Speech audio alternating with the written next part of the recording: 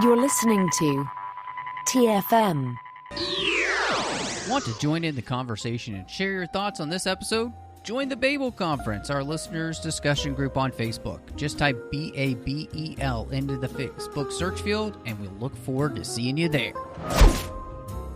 This is Steve Sansweet of Rancho Obi-Wan, and you're listening to the 602 Club.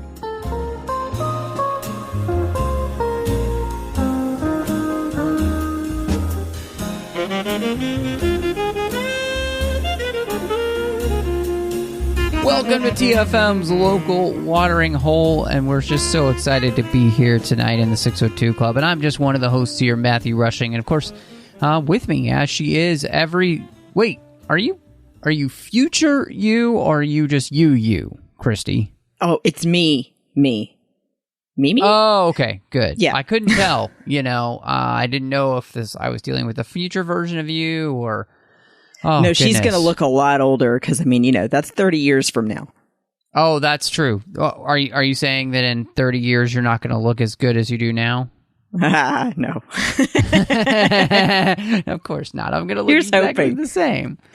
Oh, well, who knows what medical advances we'll have by then. But we're excited tonight. We're going to be diving into a new movie that just got dropped there on Amazon Prime called The Tomorrow War, starring the one and only Chris Pratt. But before we dive into that, just a quick reminder, of course, you can find us wherever you do get your podcasts. And so if you're listening to us, make sure you subscribe to the show.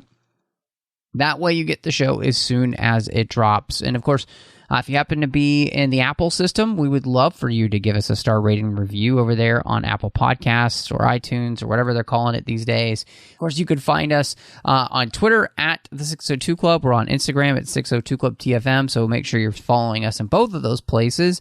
You can also find us online at trek.fm. We've got the Facebook page. You can go to the facebook.com/trekfm. And of course, if you want to talk to listeners from all over the world, you can go to our listeners only discussion group on Facebook called the Babel Conference and join that. And then a huge thank you to the associate producers we have here through Patreon.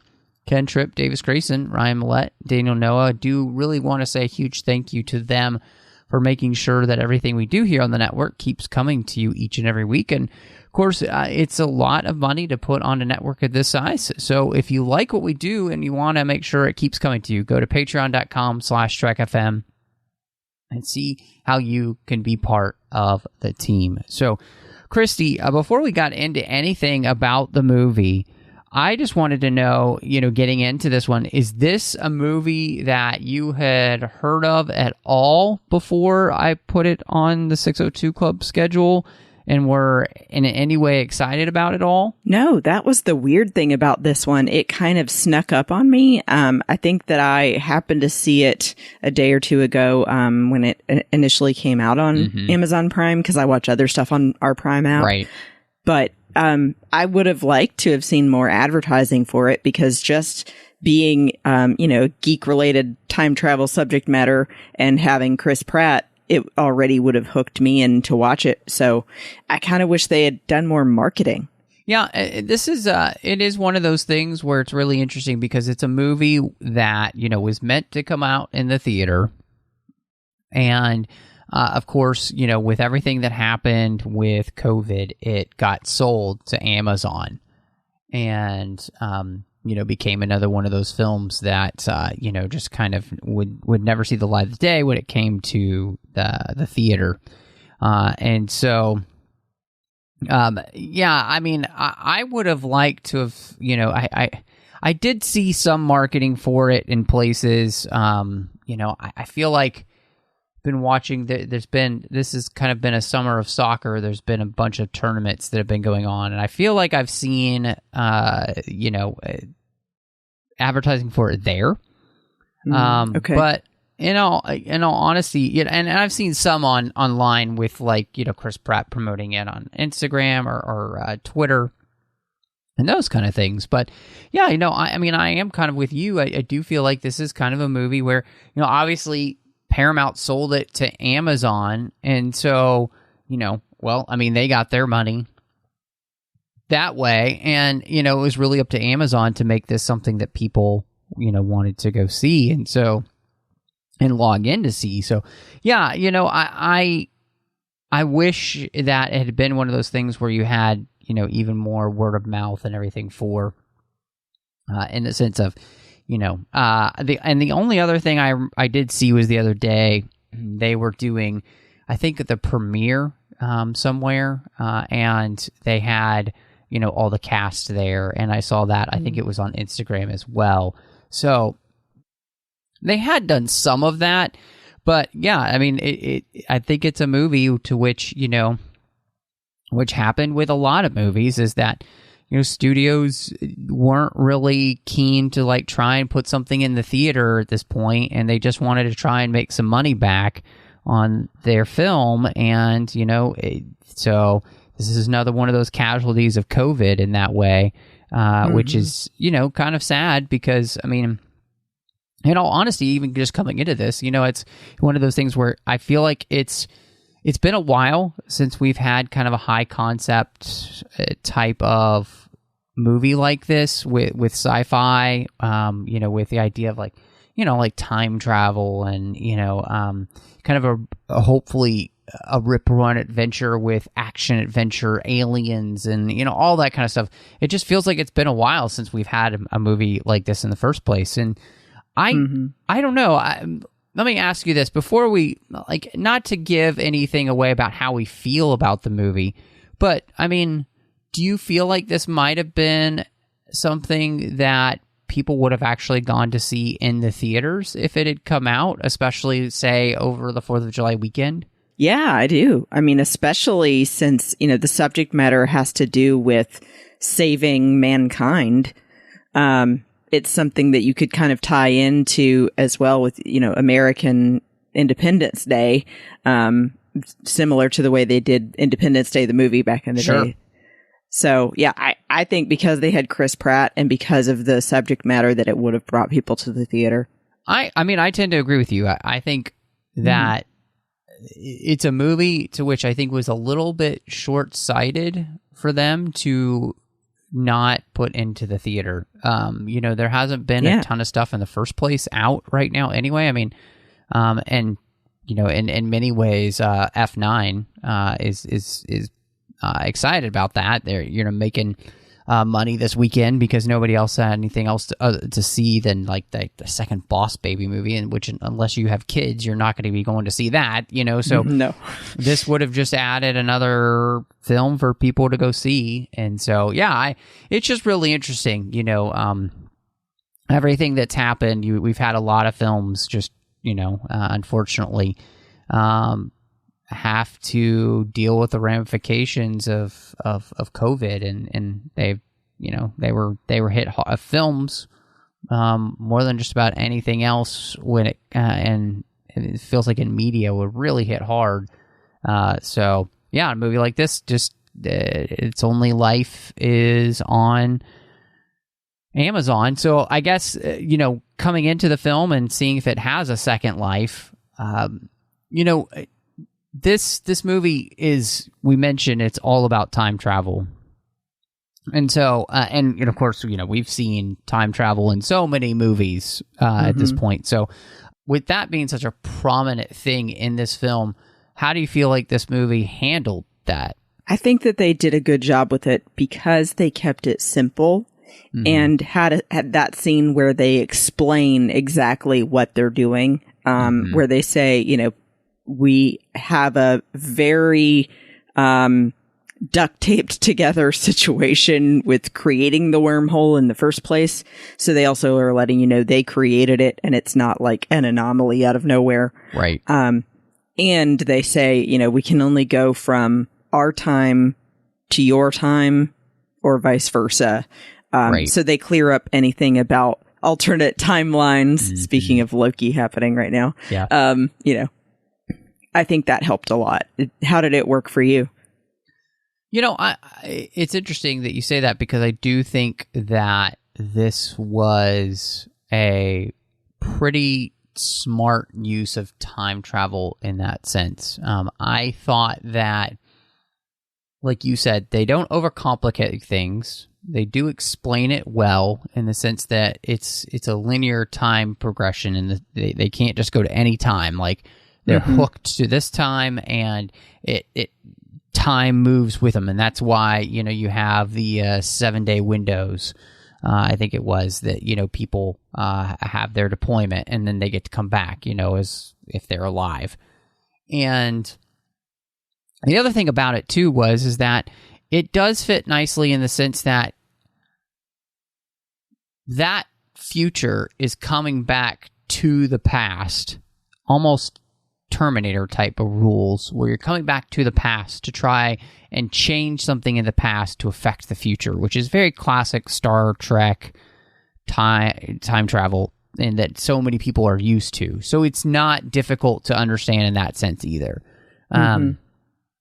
And of course, that's also what gives you the big reveal then too, with the character that you meet, which we'll talk about a little bit later, and kind of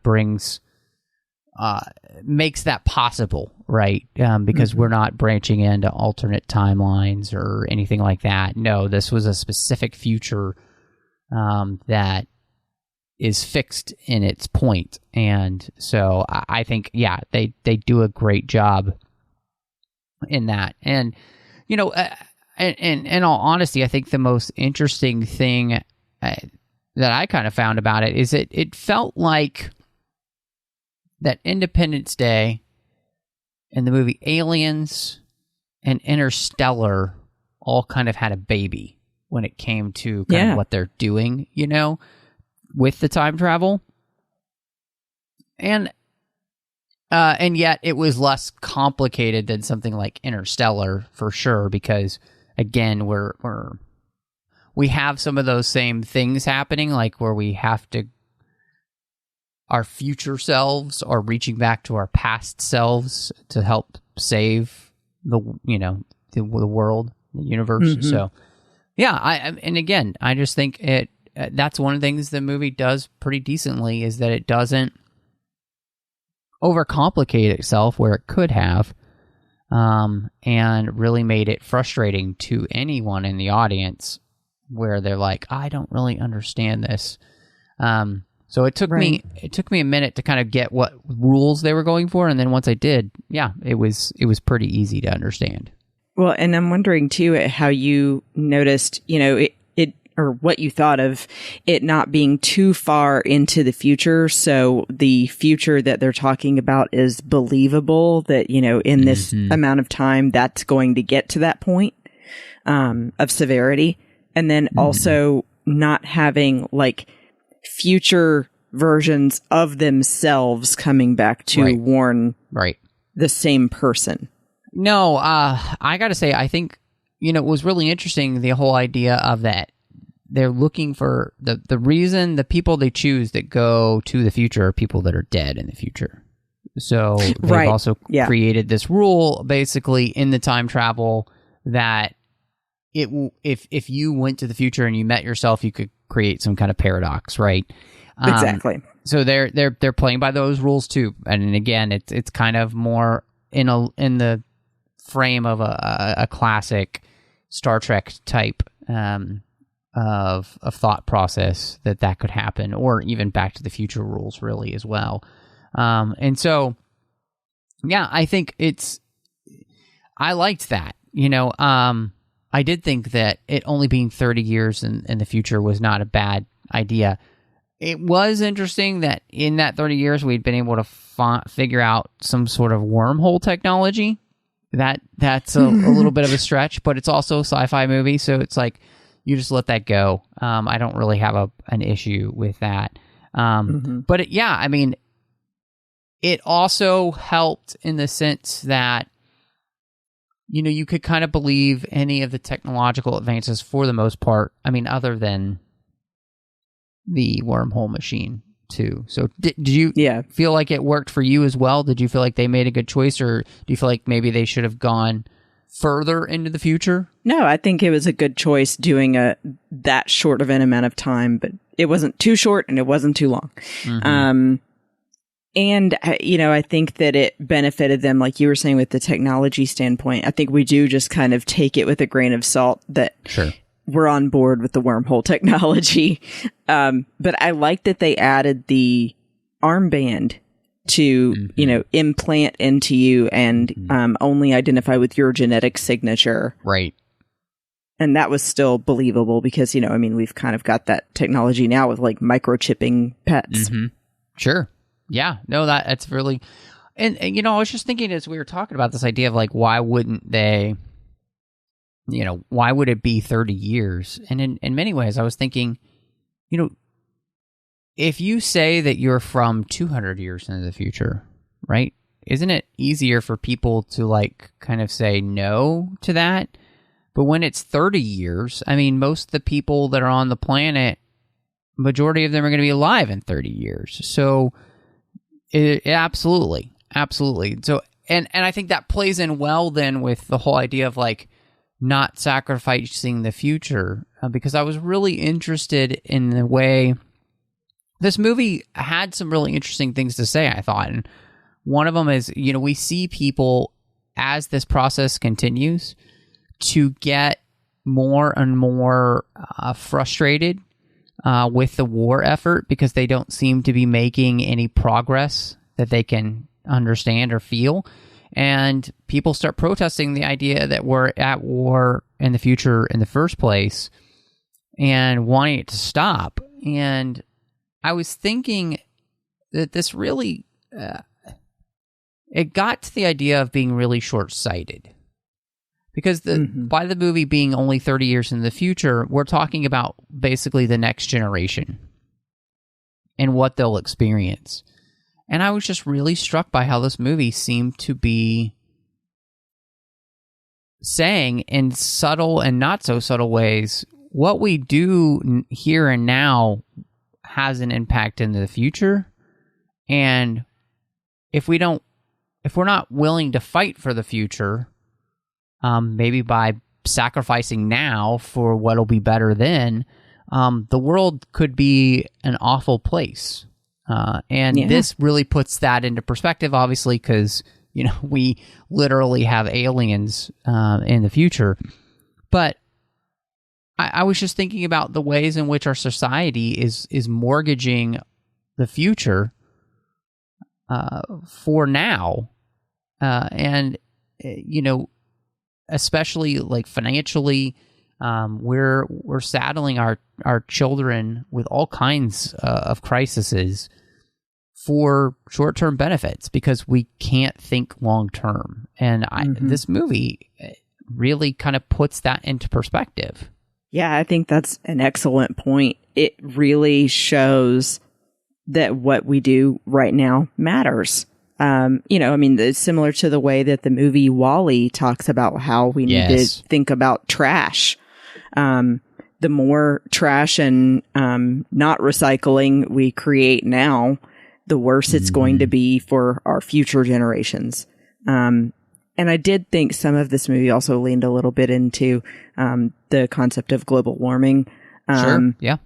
But I do like that you brought that up that we do have to consider, or that we should at least, what we're doing and how it's going to affect our children or our children's children. Because otherwise you are, leading to destruction.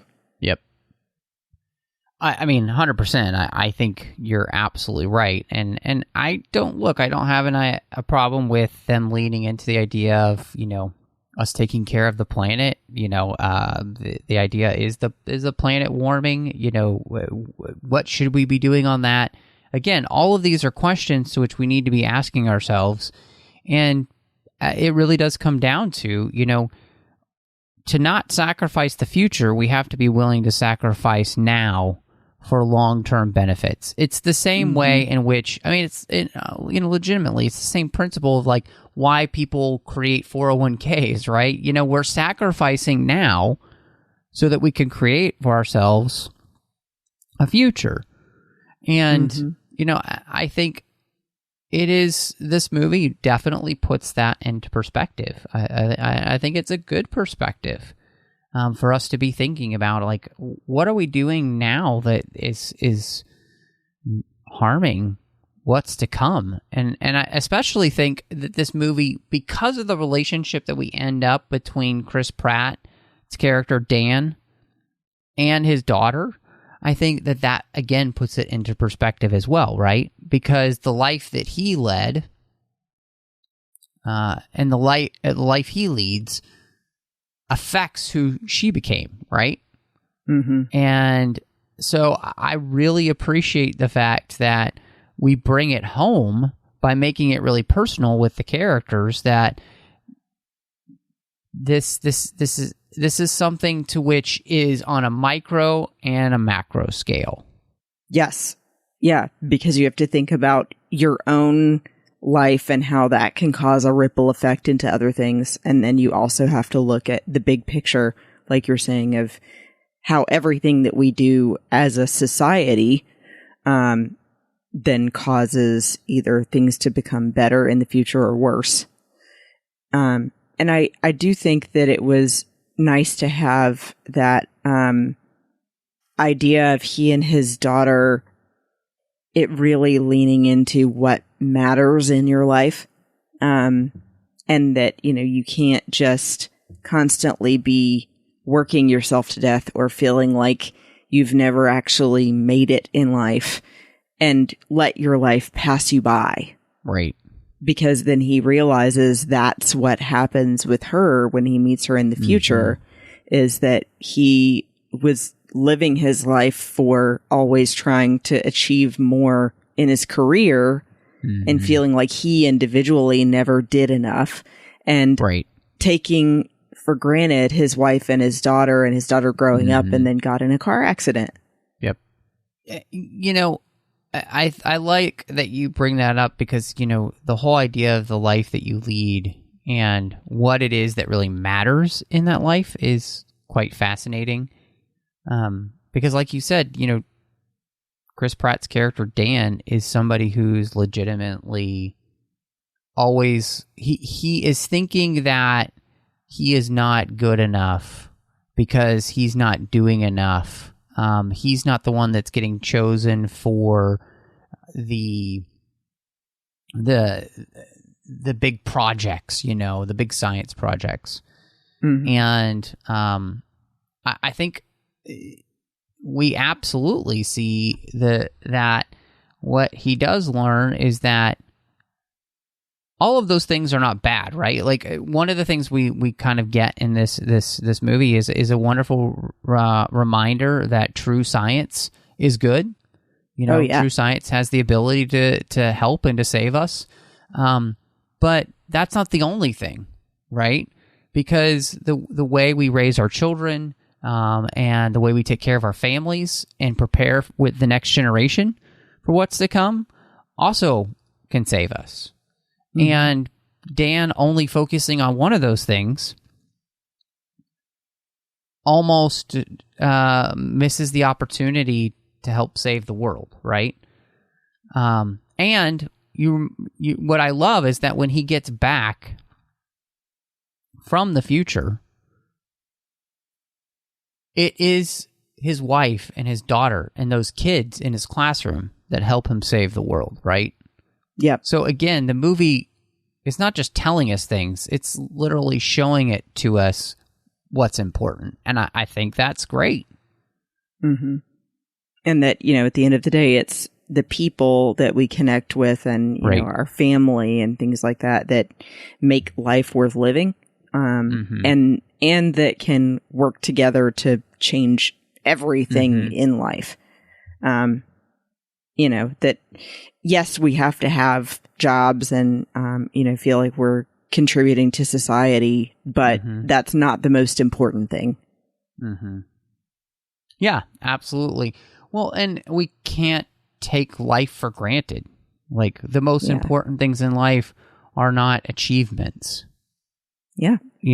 They're the people that we invest in, the people who go on, right? Especially, like, again, this whole movie kind of about, like, not sacrificing the future and the life you lead all play around that idea, because this movie has, I think, a great message in the sense of we're investing in the future, and the best way to invest in the future is to invest in the children, right?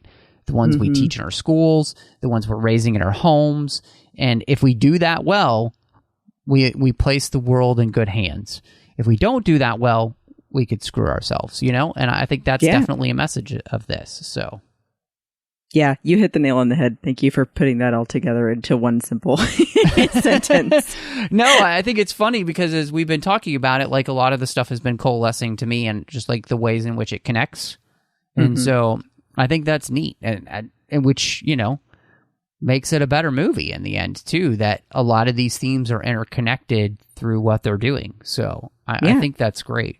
And the one other thing I wanted to add, too, is as far as with the life you lead and investing in kids is I love that they call back to the one kid in his class who was obsessed with something, and it was super volcanoes or something like that.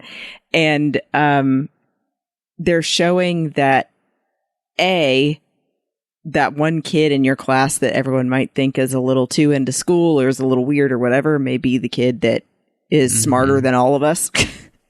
And then B, that one person alone can't do all of this, that it takes a group of people that all have different talents to then do something like save the world. Yeah, I agree. No, I think it was excellent that they went with that. And again, it's one of those ways of showing, you know, not just telling. And I think that's smart, you know. We like movies here that do that on the 602 Club, and so I'm definitely glad that this movie decided to make that happen. So, you know, we've talked a lot about the fact that, you know, with the movie, Chris Pratt is the lead actor here, and so how do you feel like he did with playing this character, Dan Forrester, who is a biology teacher? He's a former Green Beret who had served, you know, 2 tours in Iraq, and now is working specifically to you know, get a science fellowship, basically. He's really into you know, trying to make this happen for himself.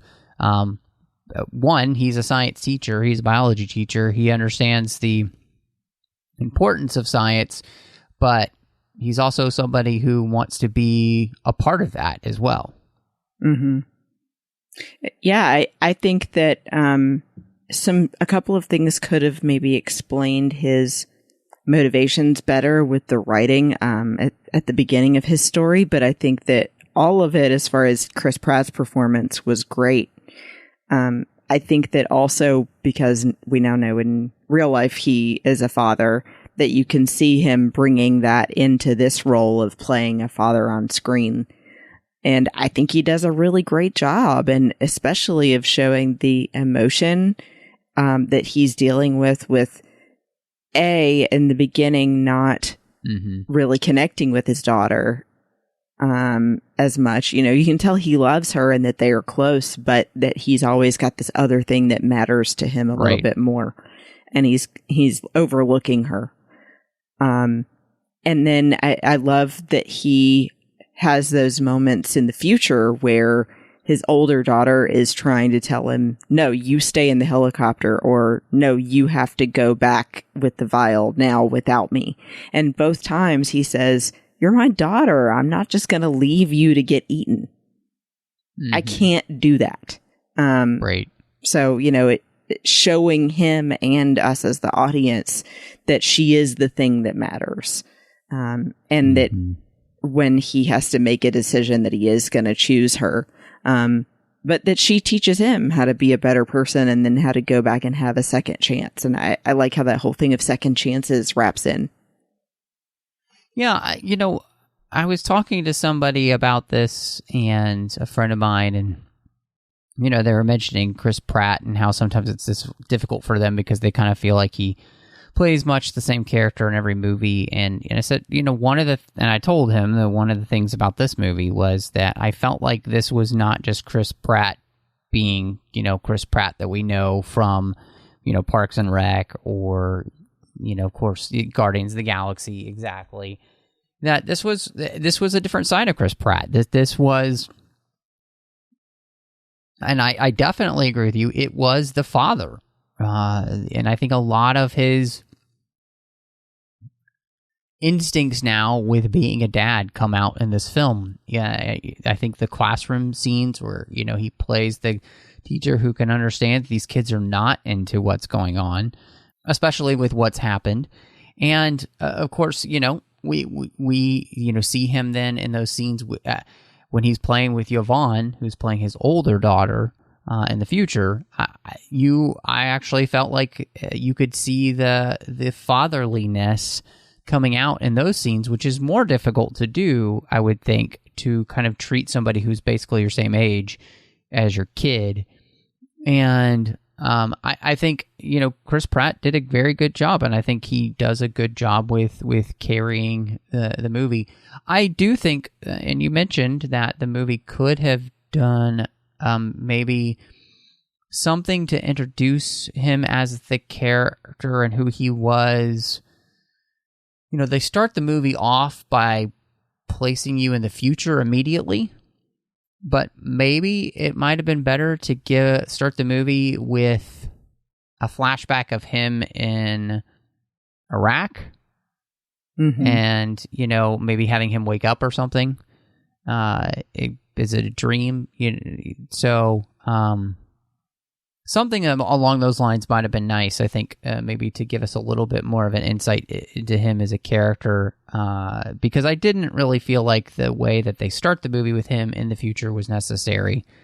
I know it's done for shock value, and then we're going to see how we get there, but if you're coming into this movie and you've seen the movie poster at all, he's going to end up in the future, so I feel like it might be a better opportunity to just devote to character before we kind of dive into action there. So yeah, that's the only thing I would say I feel like maybe the movie could have helped itself with. Yeah, I agree with you on that. And I think it also would have shown how he's a little bit more qualified for then returning to battle again in the midst of all these civilians that are being converted to soldiers. Right. Well, and that is one place where the movie just told you things, right? It told you that he was it told you that he was an Army vet. It didn't show you at all. And, and there are other movies that do that too, where they just but I do think that would have been a nice idea.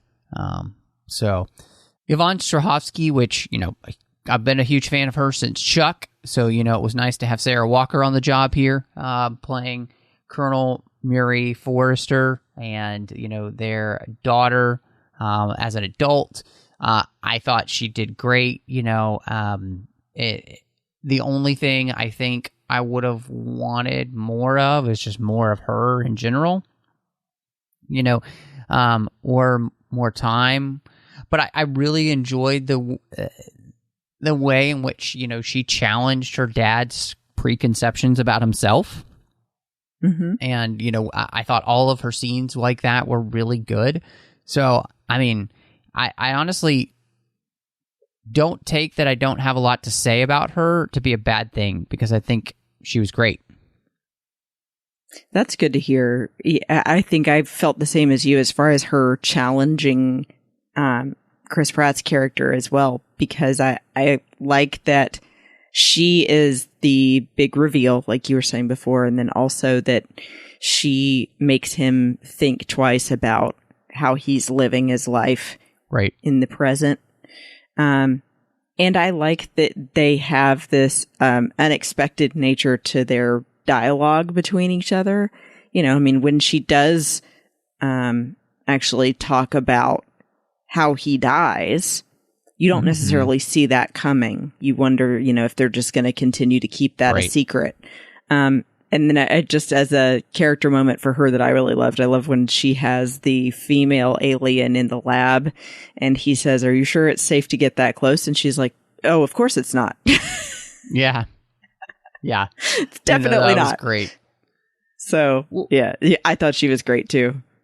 Yeah, that's good. And I also really enjoyed, I love J.K. Simmons kind of playing his dad, Dan Forrester's dad, you know, this guy who he is kind of an anti-American, or anti-government, not anti-American, but kind of anti-government survivalist guy, Vietnam veteran who had really struggled coming home from Vietnam and left his family because he was not in a place emotionally to be able to control his anger in a way that would have been safe for his family, and he knew that. And I understand, and I think it is great that, you know, because it makes sense why Chris Pratt's character is so angry at his father. But I also think it's beautiful that his father was willing to leave because he knew he wasn't right for his kids. You know, he wasn't in a right place in his mind to be there, and he knew what he would do to them if he stayed, and it would be worse than going. And I think what it does in just a small way is it helps us understand, you know, what it can be like for people to come back from war and how much it can change them. And so I appreciate that, and I think J.K. Simmons was, you know, great in the role. I really liked the way he played the character. I loved, you know, that there is that reconciliation between him and his. This whole movie really is about family reconciliation in many ways, about misconceptions and preconceptions about people. I think it's about also challenging preconceptions about ourselves and in others, right? You know, because Dan has a preconception about himself that he would never leave his family, right? Because of what happened with his dad, but turned out that he did, you know? Yeah. And he also has a preconception of what his father did without really truly understanding the whole story. And there's something about being told that, oh, you did the same thing basically that your parent did, that puts things in perspective as well. Oh, yeah. Because, I mean, I think that's generally what a lot of people don't want, is to do exactly what their parents did, or at least they want to avoid becoming what their parents did wrong. So, yeah, that always puts things in big perspective and makes people want to do things differently. And, yeah, I mean, I love J.K. Simmons in general. You know, he does such a great job anytime, A, that he plays a dad, but then also B, when he's doing something like this that's a really emotionally driven character. I love that they did have that moment of him explaining why he left and saying that I knew I didn't want to hurt my family either emotionally or physically because I wasn't right. So the best thing for me to do was to go. Yeah. No, and absolutely. Yeah. I mean, it shows too, like, the severity of what you're going through when you come back from war sometimes, or also people that have PTSD, how bad it can be. Yeah. So, yeah, but having them, I think the happy ending ultimately is that he and his son reconcile, and then he gets to meet his granddaughter. Yeah, I love that too. Yeah, you know, I would say there are 3 other characters in the movie. His wife, Charlie, who is another scientist who gets drafted, and then we have Dorian, who's the cancer-stricken draftee who's on his 3rd tour of duty because he's going to die, and he wants to die his way.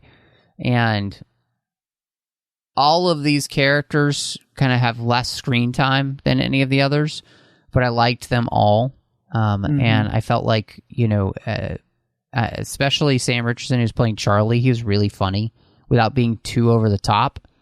And I appreciated that. In fact, in some ways, I felt like he kind of took on more of the Chris Pratt type role, where he's there to kind of make jokes. But he's also an important character because, he's also a scientist who ends up helping save the world. I think, Edwin Hodge playing Dorian, this guy who's just really committed to doing all he can to save the world in what little time he has left, I thought was pretty awesome. And I like Betty Gilpin as his wife. She probably gets the least amount to do of all of the characters. But I thought she did a good job with the little amount of time that she had. So, yeah, I mean, in the end, this movie had some pretty strong casting. So I think that was one of the bigger things it had going for it, because it's got people that are recognizable enough. And then people like Betty Gilpin, who are particularly popular right now with her having done Glow. She played Liberty Bell. She is really great at the role of the mom and the wife.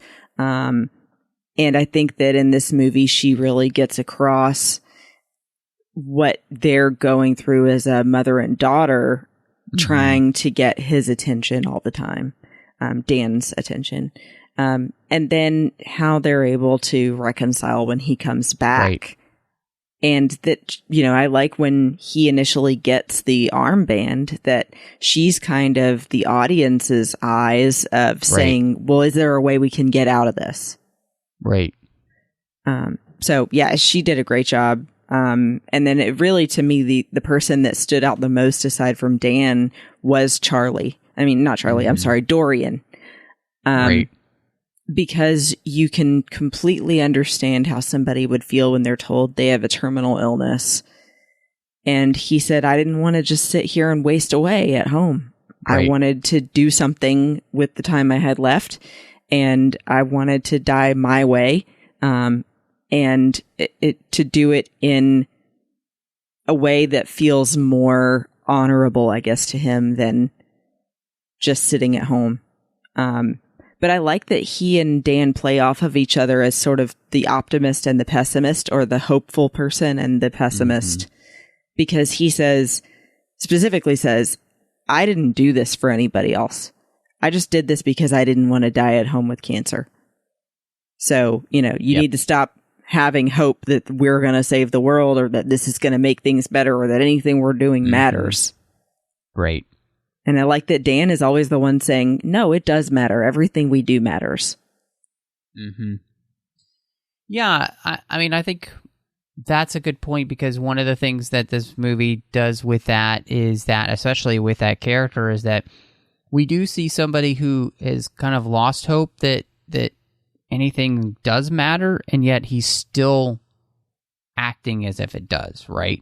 Which I think is great. So, and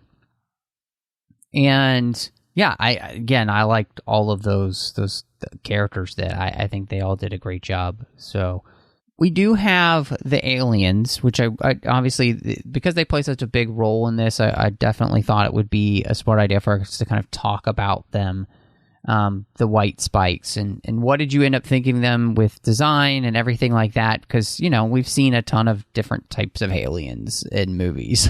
So, right. I felt like they were really cool design wise, because it feels like a mixture of something as far as like their faces, that looks almost like a dragon, but also kind of like a living dead creature, because it looks like a skull rather than something with skin. And then they also aren't just like a four-legged kind of thing. They have these tentacles that have the spikes and, the ability to reach around and grab things as well. So it feels like it is derivative of several other aliens kind of all put together, but in a cool way that I was really curious to see with the build up they give before you actually see them. Mm-hmm. And then showing how they worked, how they are sort of the same mentality of how like a colony of bees would be, where they're all protecting the female. So, yeah, I loved the design. I thought they were cool. The first thing that they made me think of when we finally kind of like see them all was I couldn't help but think if in the Star Wars universe you had B movies, that this would be Attack of the Womp Rats.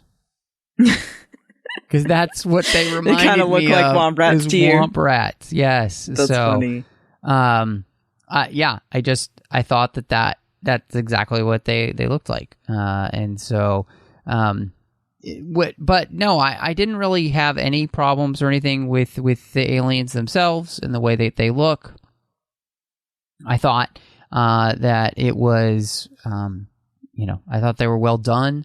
And, I thought what was great is that they had some very interesting aspects to them, right? That they didn't just feel like any alien we had seen before. Yeah, there's some derivative nature to it, but it did feel different. It did feel like its own thing, and I was appreciative of that. So I liked them. I do think an interesting question then, and something that you had thought of was, how did you feel about it? Because always the biggest part of this is how you bring an alien like this down, like what ends up being their weakness, right? And so, how did that work for you in this film? I thought it was logical because they're then emphasizing how much science matters to things like this. Again, because it ends up being a toxin injected into them that takes them down, or that you have to find the two places on their body where you can cut or shoot them that are vulnerable. But even that is, biology, looking at how they're different from us and how they're built and finding the weak spots. So I thought that was really cool. And I think, different than just having to blow their heads off or, like in Aliens, trying to get rid of the eggs and stuff. And, it's got something a little different. Mm-hmm. I mean, I'm there with you. I did think that this was interesting, and I didn't really have any issues with the way that they decide to make this bring them down. Like I thought it made sense. It was interesting, and I also thought this idea of obviously, basically what you're kind of doing is kind of almost creating a virus, really, to be able to take them down, like this toxin that they can't fight, which I thought was really interesting, especially in light of everything that we had been through over the last year. And so that was kind of fascinating, that we'd be kind of using that idea to bring out an alien species that attacked us. Also was really interesting, we play on the whole idea that biology matters in the sense that the difference in the sexes for this alien species, right? They react differently to the toxin. So whereas the toxin would kill the males, it could only slow down the females. They were able to kind of work it through their system quicker. So I thought that was really interesting. Again, this whole movie is really about how science works, right? And what matters in it, and so that all the details in science really matter.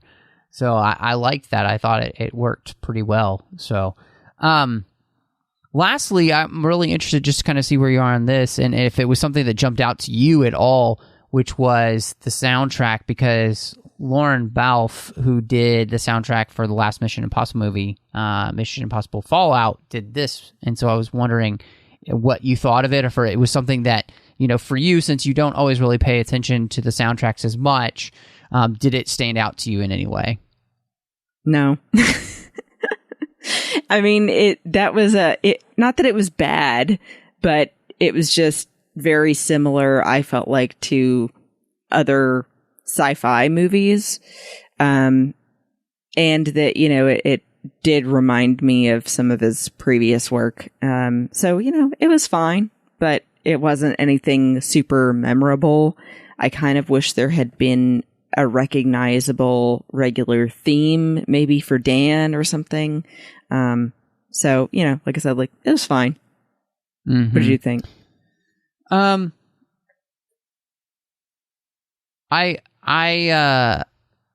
think that you're right.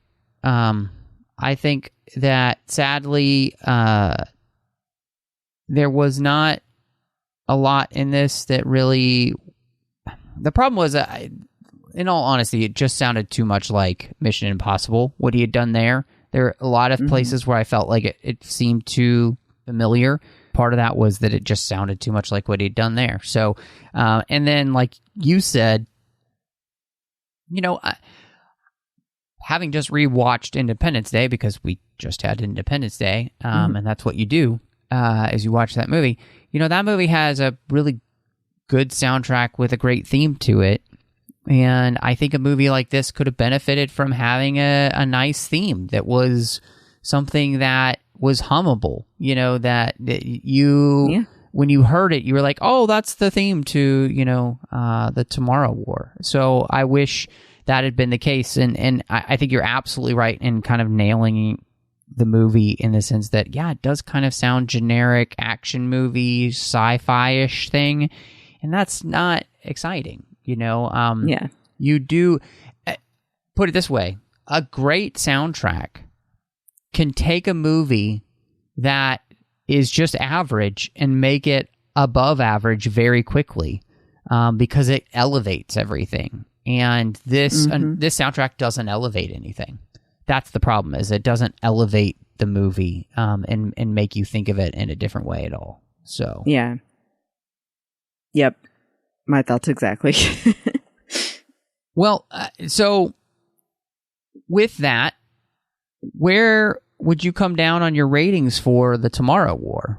I think that it goes down a little bit in rating for me because of that issue with missing some really amazing music, but also of some of the things feeling very, like we were saying, derivative of other sci-fi movies.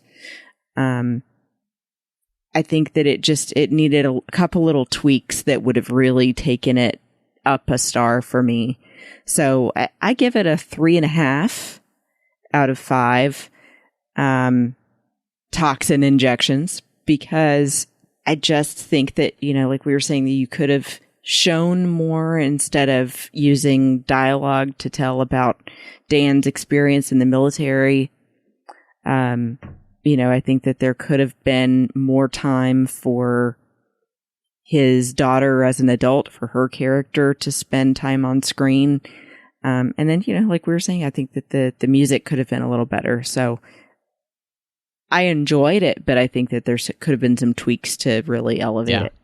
Yeah, I had a good time watching this movie, in the sense that, like, I was entertained. I was never really bored in the film. I loved the little, and I turned to my wife, and when they got to the future and he's talking to this girl, I was like, oh, that's going to be his daughter, isn't it? And so I wasn't really surprised by anything, but that wasn't necessarily a terrible thing. I do think you kind of pinpointed, though, that one of the things about the movie is it does kind of seem like there just needed to be something else, like it's missing that something super special that makes it really stand out. Part of that, I think we've talked about with the score, that really does nothing to elevate the rest of the movie, which it could have. And I'm trying to think of ways in which the movie could really, what it could do. And I think I like your idea of, if this movie always just leaned into the character development, that would probably be the way to go. Because otherwise, you can become just too familiar in the sense of, oh, it's aliens and, we're trying to stop them and all those kind of things. So I would say, though, I would give this 3.5 out of 5 stars. I do think that I enjoyed watching it. And, I kind of would have been interested to see it on the big screen, actually, to see how it played there. I felt like some of the scenes that they had filmed, felt like they would work really well on the big screen. And I just would have enjoyed going to the movies to see this with friends, so, yeah. But I would, definitely say, hey, if you got Amazon Prime, it's worth watching. So, yeah. That's funny. We're both rated exactly the same. Yeah. So, it's right in that place where it could never go higher than this. Like, yeah. Every once in a while, John Mills and I'll talk about a movie or something, and we're like, oh, it's rated this, but it has the ability to like transcend that, right? And even with all we talked about with the way the themes really play together and everything here, there isn't anything in this movie that I could find even in that conversation where it's like, oh yeah, that stuff was great, but there's nothing in there that I feel like is going to make this move up. So right.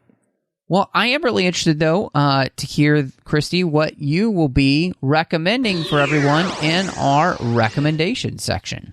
Yeah, so I have one this time that I will recommend for people that like indie films, in particular stuff that's in the thriller or tragedy kind of genre. But, I think that it's also not for everybody. So if that's not really your thing, then I wouldn't recommend it for you. But I enjoyed a movie that apparently came out in 2009, also with one of my favorite actors, Robert Sheehan, called Cherry Bomb, which got its name, of course, from the song, which was part of its weakness, is that's kind of what inspires the writing of the story, is having two guys that are best friends that fall in love with the same girl, who happens to be one of them's boss's daughter. But it does end up having some surprising thriller elements to it. And it deals a lot with things that teens go through of, that pressure of having people around you that are into bad stuff and trying to influence you, or, two friends that are trying to decide whether their friendship or the girl is the more important thing to them. So I think that it ultimately has some really interesting themes, and I recommend checking it out. So Cherry Bomb. Nice. Yeah, is on Vudu, streaming free with ads. So very nice. Very nice. I am going to say that, so I mentioned that I rewatched Independence Day, and I'm going to recommend that people go rewatch Independence Day, especially in 4K. I rewatched it there. It looked great. And I think the thing that just surprised me is that for the most part, the movie it still holds up. Like it's a good movie. I mean, there's some silliness to it and everything, but it really does. I was just surprised at how much I enjoyed rewatching it, which is not always normal for a movie, that came out, almost 25 years ago or whatever at this point. And I really enjoyed rewatching Independence Day. It looked great in 4K. So if you can check it out that way, I highly recommend going back and rewatching a classic, and some good time Will Smith right there. So prime time Will Smith. But Christy, if people want to catch up with you and see what else you have going on right now, where can they find you? You can find me on Instagram and Twitter at BespinBell, and then, of course, on Facebook and the Babel Conference. And when I'm not here, I also do a show called Sabers and Spells with my friends Amanda and Teresa, where we talk about some more niche geek stuff that we don't always get to talk about. So we're a little behind at the moment, I know, but we need to come out with another episode, and we're thinking possibly some interesting stuff that might surprise you for the next one. So hope you'll check that out at Sabers and Spells. Very nice. Very nice. You can also find me all over the place. Search for the name Matt Rushing02. That'll be the best place to check me out. And any of the social media platforms, just search that. And if I'm there, you'll find me. Of course, here on the network, you've got Snyder Cuts in this feed where John Mills and I talked about all of the films that Zack Snyder directed.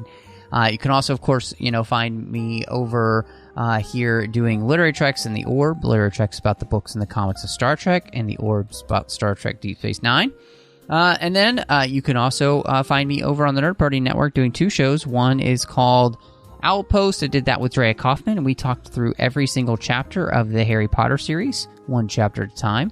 And then last but not least, doing Aggressive Negotiations with John Mills as we talk about Star Wars each and every week.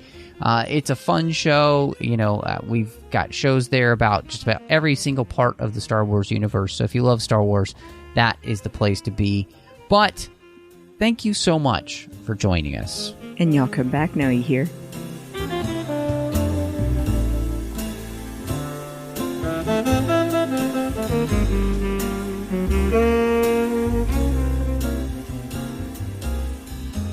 Mm-hmm.